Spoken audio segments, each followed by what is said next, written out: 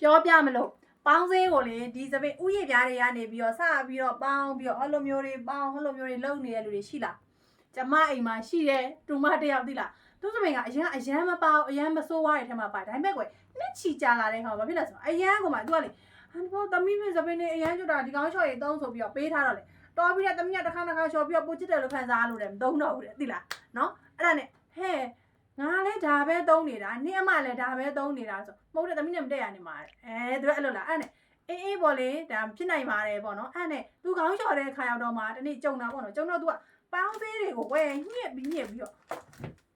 ဒီလိုတွေလုံးနေတာပေါင်းသေးတွေကိုသိလားအဲ့တကယ်တော့လေအဲ့ဒါလုံးဝအမှားပေါင်းသေး conditioner ဆိုတာမျိုးကနော်ဒီမှာပေါင်းသေး conditioner ဘယ်နေရာမှာသုံးရလဲဆိုရင်စပင်းကို mid to end ဟဲလောက်ကနေပြီးတော့အဖျားတွေပဲသုံးတာ तू ကမဟုတ်ဘူးတော့ညှစ်ထက်ပြီးဟောဟဲ့လိုလောက်တာအဖျားရောက်တော့အဲ့ဒီကစီးကြတဲ့အရေးလေးတဟဲ့လိုတက်ချတာတကယ်အမှန်တော့တကယ်ဆိုလို့ရှိရင် conditioner ဆိုတာကဟောဒီလောက်ကလေးကနေတေချာလေးသုံးပြီးအဖျားလေးတွေကိုစနစ်တကျ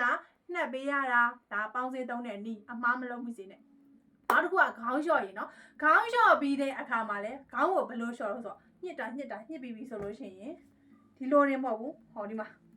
ဒီလိုညှစ်ချပြီးလျှော့တာလုံးဝမလုံးသင့်ဘူးเนาะခေါင်းလျှော့ရည်ဆိုတာကဥယျာဉ်ပြားနဲ့ဆန်သားရဲ့အညစ်အကြေးတွေကိုဖယ်ရှားပေးတာမှန်တယ်ဒီမှာကအရင်တွေကိုလျှော့လိုက်တဲ့ခါမှာအမြုပ်ကလေးတွေထွက်လာတယ်အဲ့ဒီအမြုပ်ကလေးတွေစီးကြတဲ့အရင်တွေကိုအဖျားကလုံလောက်တယ်เนาะဒီခေါင်းလျှော့ရည်သုံးလိုက်ပြီးဆိုတာနဲ့အစီတွေအညစ်အကြေးတွေကိုဖယ်ရှားပေးတာဖြစ်တဲ့အတွက်အစီတွေက6ကုန်ပြီအဲ့ဒီအရည်တွေကိုသွားပြီးအဖျားတွေမှာလုံလိုက်ရင်အဖျားဆိုတာငကိုခရဲကအရင်ထက်ကို6တယ်နော်အရင်တက်6တာဖြစ်တဲ့အတွက်ကြောင့်မလို့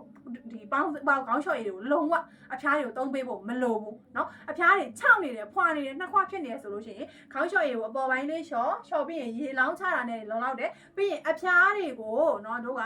ဒီဣအောင်လို့ပေါ့နော်ဖွာလာကျန်းတာတွေမဖြစ်အောင်လို့ဆိုရင်ပေါင်းစည်းလေးကိုဟောဒီလောက်ကနေပြီးတော့ပဲသုံးပေးရတယ်ကျမတူမလိုမျိုးเนาะဒီခေါင်းလျှော်ရည်နဲ့သုံးလို့ကျွတ်လာပါပြီဆိုတာမျိုးတွေမဖြစ်စေဖို့เนาะဒါအကြံပေးတာခေါင်းလျှော်ရည်ဘယ်လိုလျှော်ရမလဲခေါင်းလျှော်ရည်ကိုအပေါ်ပိုင်းကနေလျှော်အရေလေးတွေကိုဒီမှာစီးကြတဲ့အမြုပ်လေးနဲ့အဖျားပိုင်းကလုံလောက်တယ်အဖျားတွေကိုတော့ conditioner ကပဲအညစ်အကြေးတွေကိုတန်းဆင်ပေးတယ်ဣအောင်ဖွာလာကျန်းတာနှစ်ခွမဖြစ်အောင်ပြုလုပ်ပေးတယ်အဲဒါကြောင့်စပင်းလေးတွေကိုပခုံးအောက်လောက်ရောက်ပြီဆိုတာနဲ့ပေါင်းစည်းမဖြစ်မနေသုံးဖို့အတွက်လည်းအကြံပေးတယ်เนาะသူလိုမျိုးအန်တီရဲ့ဒီဘောပေါ့နော်နှစ်ပန်းမွေးလောက်ပဲရှိတော့တယ်တမီကျွတ်လာပါပြီဆိုတာမျိုးမဖြစ်ဖို့เนาะအသုံးဆွဲမှားလို့ရှိရင်လည်းကောင်းတဲ့အရာတွေကအစိုးဘက်ကိုပြောင်းသွားတယ်အဲ့တော့ခေါင်းလျှော်ရည်နဲ့သုံးပြီးမှန်ဖို့လိုတယ်ခေါင်းလျှော်တာပဲဟဲ့ကြီးပြောင်ပြီးရောဆိုတဲ့သူတွေကတော့သဘောပေါ့နော်ဒါပေမဲ့ပို့ပြီးကောင်းကျိုးဖြစ်ဖို့ဆိုလို့ရှိရင်စနစ်တကျသုံးရမယ်ပေါင်းစည်းလည်းစနစ်တကျသုံးရမယ်ခေါင်းလေးစီလည်းစနစ်တကျသုံးရပါမယ်ရှင့်